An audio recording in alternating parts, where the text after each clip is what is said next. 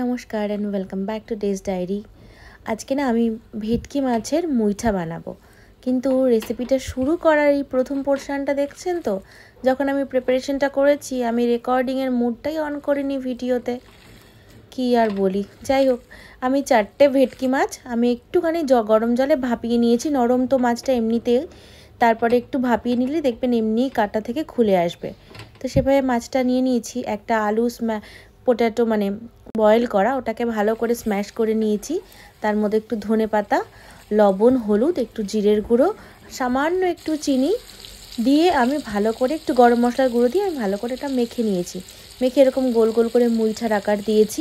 আর উপরে আমি একটু কর্নফ্লাওয়ারের মধ্যে সামান্য একটু লবণ ফেলে দিয়ে সেইটার ভিতরে একটু গড়িয়ে নিয়েছি, কারণ মনে হচ্ছিল এমনিতেও মানে ভেটকি মাছটা খুব নরম হয়, যদি বাই চান্স ভেঙে যায় তেলে দেওয়ার সাথে সাথে।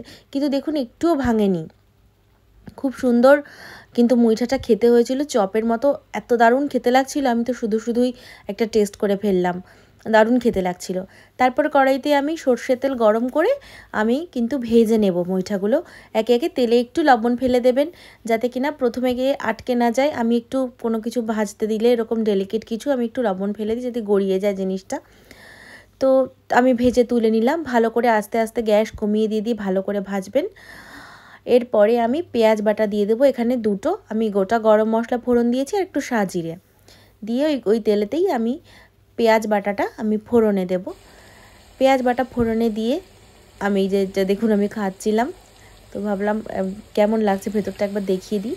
তো পেঁয়াজটা একটু কষে নিয়ে যখন হালকা হালকা তেল ছাড়তে শুরু করবে, আমি একটা টমেটো বেটে নিয়েছি। বাটাটা পুরোপুরি একদম পেস্ট করিনি, একটু একটু ক্র্যাশ একটু বাটা রেখে আমি টমেটোটা দিয়ে দিয়েছি।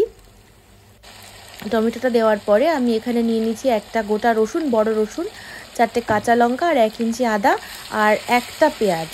এই পেঁয়াজটা দিয়ে আমি ভালো করে আমি মশলাটা করে নিয়েছি। ও আর একটা জিনিস যেটা বলতেই হবে, এই মশলাটার থেকে 1 চামচ কিন্তু যখন আমি মুইঠাটা গড়েছিলাম ওই মাছটার মধ্যে দেওয়া ছিল। দেখুন ভিডিওটা দেখে মনে পড়লো, আমি কিন্তু পুরো ভুলে গেছিলাম। এই কারণেই আমার রেসিপিগুলো রাখা এরকম করে। যাই হোক, এবার আমি ভালো করে কষিয়ে নেব। কষিয়ে নিয়ে আমি একটা আলাদা করে একটু চায়ের লিকার করে নিয়েছি। সেই চায়ের লিকারটা আমি এই গ্রেভিটার মধ্যে আমি দিয়ে দেবো কালারের জন্য। জল কিন্তু আমি ব্যবহার করব না, এই চায়ের লিকারটাতেই যতটুকু জল আছে সেটাতে হবে। কারণ আমি কালারের জন্য কাশ্মীরি রেড চিলি ব্যবহার করতে চেয়েছিলাম, কিন্তু যখন আমি রান্না বসিয়ে দিয়েছি অলরেডি দেখছি আমার কাশ্মীরি রেড চিলি ফুরিয়ে গেছে। তারপরে আমার হাজব্যান্ডকে আনতে বলেছি, কিন্তু ও আসতে আসতে আমি দেখছি আমার রান্না হয়ে যাবে, সেই জন্য চট করে মাথায় চলে আসলো যে হ্যাঁ আমি তো কালারটা অন্যভাবেও করতে পারি। তো দেখুন আমি মুইঠাগুলোকে আস্তে আস্তে আমি দিয়ে দেবো। উপরে মনে হচ্ছে না একটু তেল বেশি হয়ে গেছে, সত্যিই তেলটা একটু বেশি হয়ে গেছিলো, কারণ আমি যেহেতু ভেজেছি, ভাজার পরে আমার একটু তেল নামিয়ে রাখতে হতো, কিন্তু সেটা হয়নি। আমি ভেবেছিলাম হয়তো লেগে যাবে, যেহেতু আমি জল দেইনি রান্নাটাতে, আর মশলাটা কষানোর পরে তেলটা ছেড়ে দিয়েছে। আমি তেলটা কিন্তু গ্যাসটা অফ করে দিয়ে একটু এটা ভালো করে আগে রান্না করে কষিয়ে নিয়েছি, নিয়ে একটু গ্যাসটা অফ করে দিয়েছি। তেলটা এক জায়গাতে হয়েছে যখন, আমি কিন্তু চামচ দিয়ে সেটাকে সেগ্রিগেট করে নিয়েছি সেই তেলটাকে। এইটাকে আমি এই তেলটা ব্যবহার করব, আমি একটু চিকেন তড়কা বানাবো।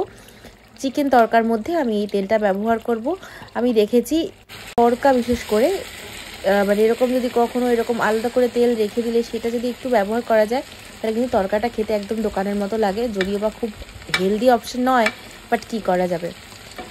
যাই হোক, রিফাইন তেল নয়, সর্ষের তেল দিয়ে আমি পুরো রান্নাটা করেছি। দেখুন আমি এবারে উপর দিয়ে ধনেপাতা কুচি ছড়িয়ে দিয়ে আমি সেটাকে একটু হালকা হাতে নেড়ে ভেতরে দিয়ে ধনেপাতার গন্ধটা যাতে পুরো রান্নাটার মধ্যে চলে যায়, আমি কিন্তু ঢাকনা দিয়ে দেবো আর এটা অফ করে দেবো। এরপরে আমি আস্তে আস্তে এটাকে কিন্তু সার্ভ করে দেবো। দেখতে দেখছেন কি সুন্দর হয়েছিল, খেতে কিন্তু দারুণ হয়েছিল। আর আমি কিন্তু এরপরে লবণ, হলুদ আমি কিন্তু ব্যবহার করেছি, লবণ দিয়েছি, আমি হলুদ দিয়েছি, আর আমি একটু মিষ্টি ব্যবহার করেছি গ্রেভিটার মধ্যে। আর কিন্তু আমি সেরকম কিছু ব্যবহার করিনি। তো যদি আমার রান্নাটা ভালো লাগে তাহলে সাবস্ক্রাইব করতে ভুলবেন না, আর যদি ফেসবুকে দেখেন অবশ্যই ফলো করে দেবেন। ভালো থাকবেন সবাই।